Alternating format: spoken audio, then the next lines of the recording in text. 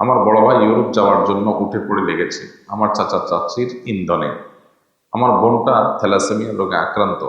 বর্তমান যুব সমাজ সিগারেট হারাম জানার পর ইলেকট্রিক সিগারেট ধূমপান করে, ইলেকট্রিক সিগারেট পান করে, যাকে আমরা ব্যাব নামে জানি। ব্যাবের হুকুম কি? দেখুন, ইলেকট্রিক সিগারেট এটাও সাধারণ সিগারেটের মতোই পান করা নাজায়েজ এবং গুনাহের কথা। আর ওলামা ইকরাম এ সম্পর্কে স্পষ্ট ফতোয়া দিচ্ছেন যে ইলেকট্রিক সিগারেট পান করাও হারাম। ইলেকট্রিক সিগারেট বের হয়েছে আমরা জানি, আজকাল অনেকে পান করেন, এই ধূমপান করেন।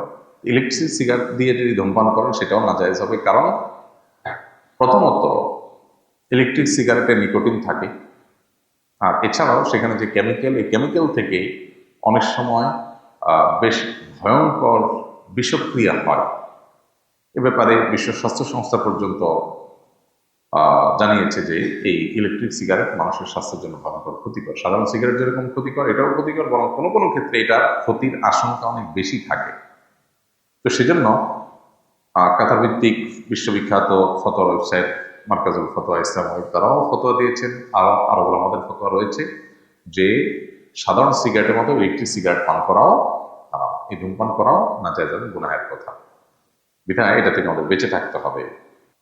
আমার বড় ভাই ইউরোপ যাওয়ার জন্য উঠে পড়ে লেগেছে আমার চাচা চাচির ইন্ধনে।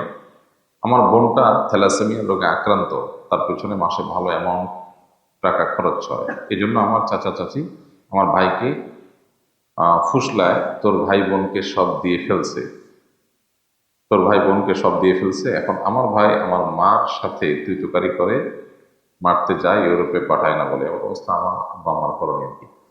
কোনো ছেলে মেয়ের এই অধিকার নেই যে বাপ মাকে বাধ্য করবে যে তোমরা আমাদের বিদেশে পাঠাও। ছেলে মেয়ে নিজস্ব চেষ্টায় কোথাও যেতে পারলে যাবে। আর ইউরোপ আমেরিকাতে যেখানে গিয়ে তার ইমান ধরে রাখার সম্ভাবনা কম থাকে, সেখানে তার যাওয়াই জায়েজ না এবং তার পাঠানো যায় না এরকম ব্যক্তির জন্য।